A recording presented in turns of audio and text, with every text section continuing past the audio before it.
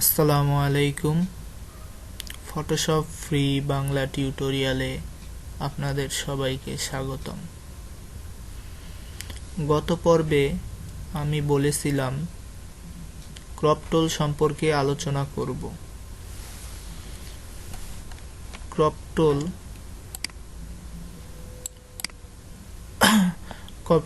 Crop টুলের shortcut key C.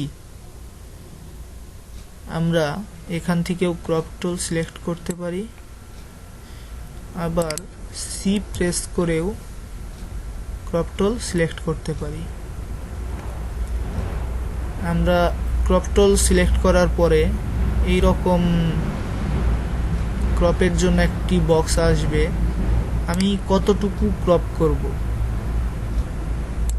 তো আমি চাচ্ছি এই লেখাটুকু শুধু রাখবো। তো লেখাটুকু আমরা এই বক্সটির ভিতরে নিয়ে আসি। আমাদের এই বক্সের বাহিরে যে অংশ যাবে সেইটুকু ক্রপ হয়ে যাবে, ডিলিট হয়ে যাবে, আর এইটুকু এই বক্সের ভিতরের টুকু শুধু থাকবে।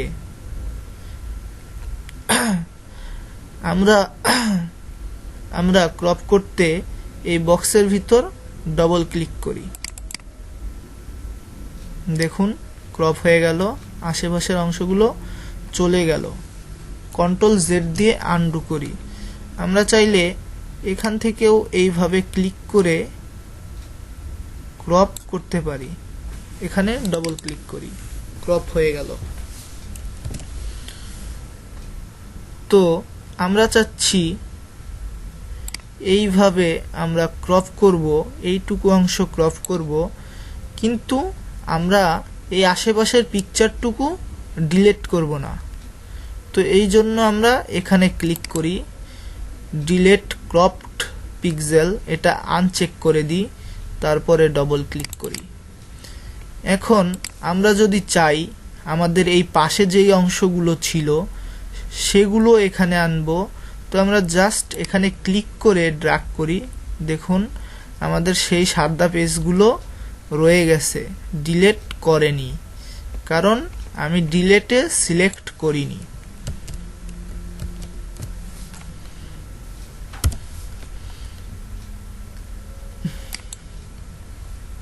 এখানে টিক চিহ্ন দেওয়া থাকলে আমার ক্রপের বাহিরে, ক্রপ বক্সের বাহিরের টুকু ডিলিট করে ফেলে, আর এখানে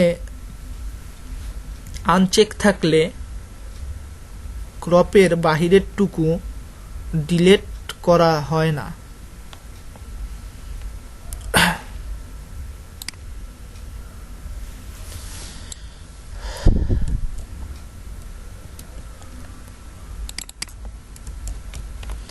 এখন আমরা যদি চাই এখান থেকে এইভাবে বক্সটি না এসে প্রপোর্শন আকারে আসুক, তো আমরা যেটা করতে পারি সেটা হলো শিফট প্রেস করে তারপরে ড্র্যাগ করি। দেখুন প্রপোর্শন আকারে আমাদের বক্সটি ছোট হচ্ছে, বড় হচ্ছে। তো আমরা চাইলে মাঝ বরাবরও এটি ছোট বড় করতে পারি। এর জন্য শিফট অল্টার প্রেস করে ড্র্যাগ করি। দেখুন মাঝ বরাবর আমাদের ক্রপ বক্সটা ছোট হলো।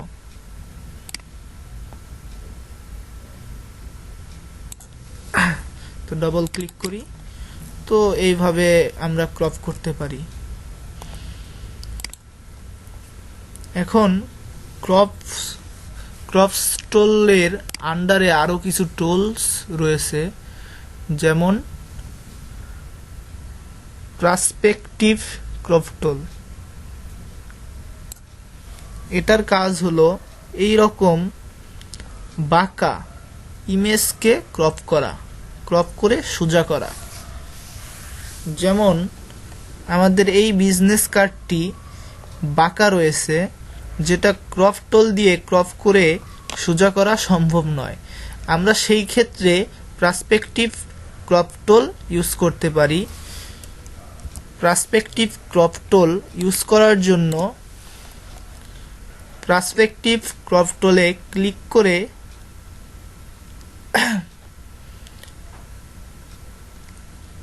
এখানে একটি ক্লিক করি,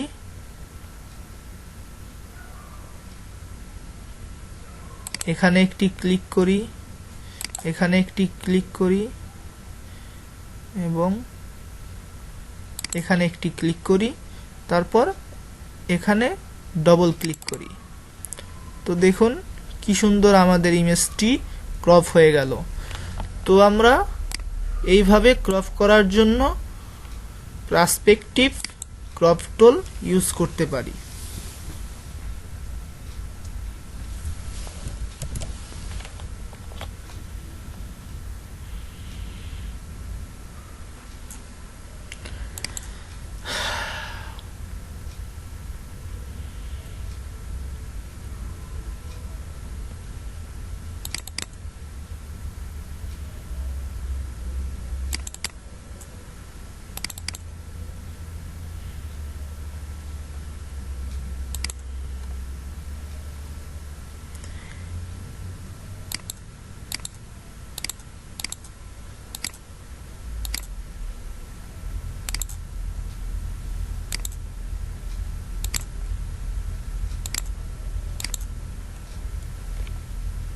এখন আমরা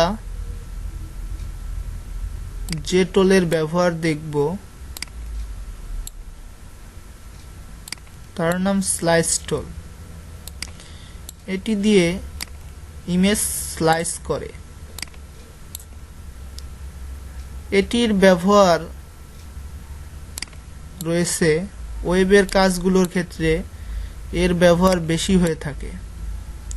তো আমি একটি ওয়েবসাইট নিয়েই আপনাদেরকে দেখাবো।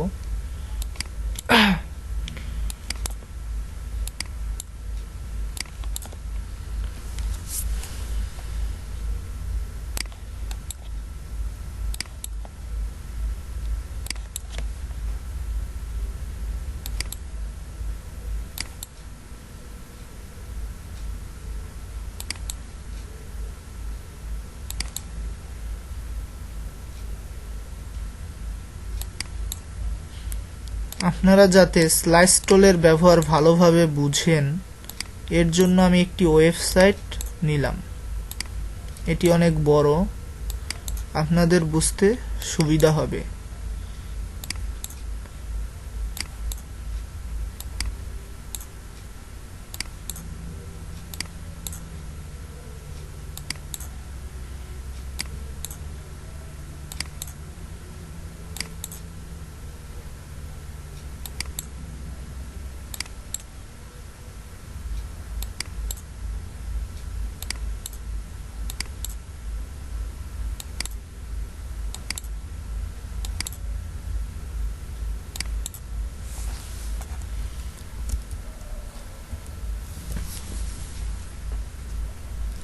হ্যাঁ, এখন আমরা এখান থেকে স্লাইস টুল সিলেক্ট করি। তো আমরা চাচ্ছি আমাদের এই ইমেজটুকু ক্রপ হবে, আমাদের এই ইমেজটুকু,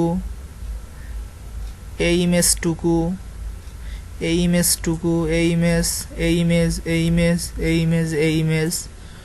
তো আমরা এতগুলো আমাদের আলাদা আলাদা করে ক্রপ করা সম্ভব নয়। আমরা একসাথে আলাদা আলাদাভাবে ক্রপ করা সম্ভব নয়, আর সম্ভব হলেও অনেক সময় সাপেক্ষ ব্যাপার। তো আমরা এই কাজগুলো অতি দ্রুত এই স্লাইস টুলের মাধ্যমে করতে পারি। এজন্য স্লাইস টুল সিলেক্ট করে যেটুকু ক্রপ করতে চান, আমি আমার এইটুকু লাগবে তাই আমি এইটুকু ক্রপ করলাম, তারপর এইটুকু এটা দিয়ে সিলেক্ট করলাম, ক্রপ পরে হবে, সেভ দিলে ক্রপ অটোমেটিকলি হয়ে যাবে। তো আমার এই ইমেজটুকু, এই ইমেজটুকু, এই ইমেজটুকু,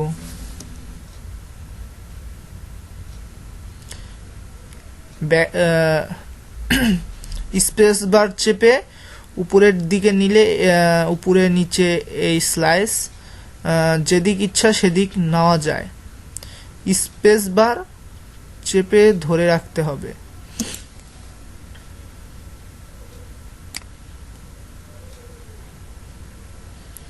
তো আমরা চাইলে এই সিলেকশনের ভিতরেও সিলেকশন করতে পারি।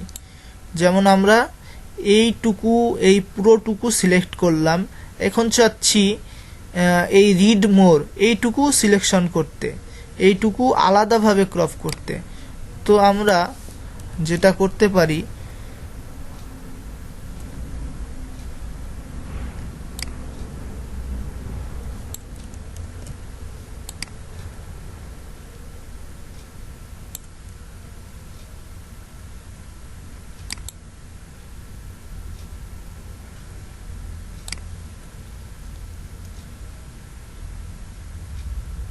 সেটা বাহির থেকে ক্লিক করে নিয়ে এসে এখানে ছেড়ে দিব।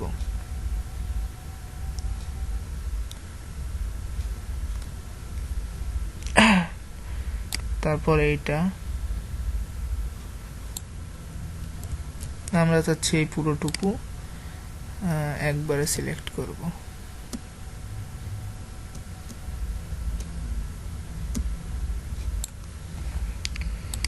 তারপরে এইটুকু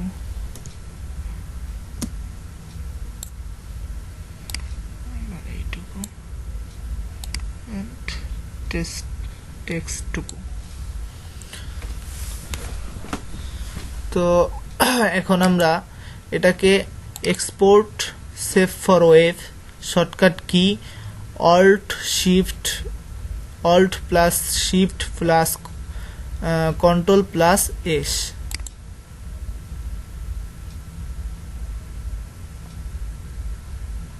তারপর সেভ দিই।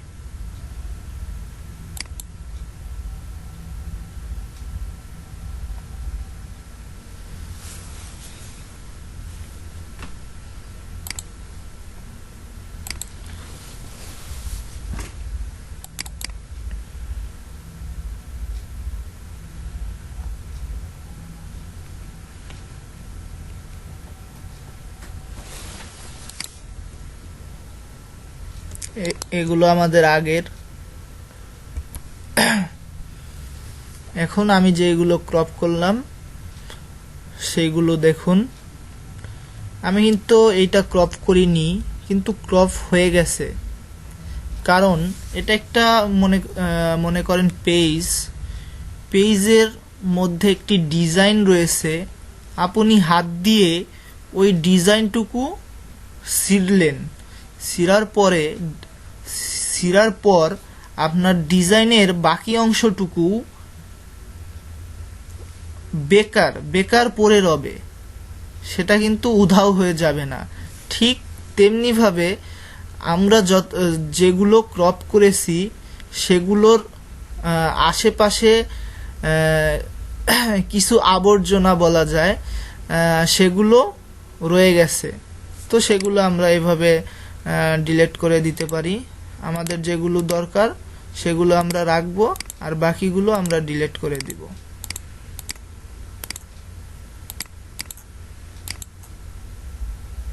এটি আমাদের অতিরিক্ত অংশ, এগুলো আমাদের দরকার নেই। দেখুন আমরা যেগুলো ক্রপ করেছি, প্রথমে এইটা করেছি, তারপরে এইটা, তারপরে এইটা, তারপর এইটা, তারপরে এইটা।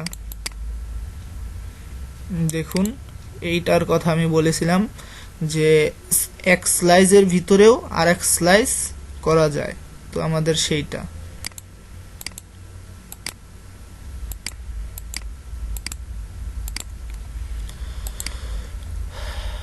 তো এই ছিল স্লাইস টোল নিয়ে আলোচনা। তো স্লাইস টোল নিয়ে আরেকটি আলোচনার বিষয় আছে, সেটি আমি এখন দেখাচ্ছি।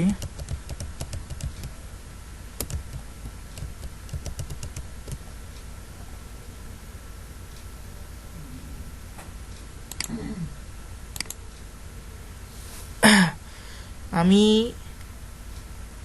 এটা স্লাইস করলাম এইখান থেকে। তো আমি চাচ্ছি এই মাপেই আরেকটা স্লাইস করতে। এর জন্য যেটা করতে হবে, অল্ট প্রেস করে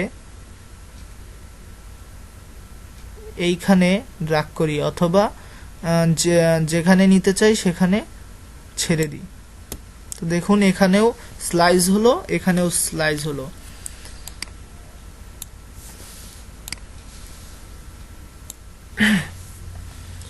এর আন্ডারে আর একটি টুল আছে, এটা হলো স্লাইস সিলেকশন টুল। এটা দিয়ে স্লাইস একদিক থেকে আরেক দিকে নিতে পারবেন। তো সেটা স্লাইস টুল দিয়েও করা যায়, আগের ভার্সনে হয়তো বা করা যেত না, দেখুন করা যাচ্ছে। তো স্লাইস সিলেক্ট টুলের দরকার পড়ে না, কারণ স্লাইস টুল দিয়েই আমার স্লাইস সিলেক্ট হচ্ছে। তো আজকের টিউটোরিয়াল এই পর্যন্তই। পরবর্তী টিউটোরিয়ালে আশা করি আপনারা সবাই আমার পাশে থাকবেন, আর আমার চ্যানেলটি সাবস্ক্রাইব করবেন, লাইক, কমেন্ট এবং বন্ধুদের সাথে শেয়ার করবেন। তো আজকের মতো এখানেই শেষ করছি। আল্লাহ হাফেজ।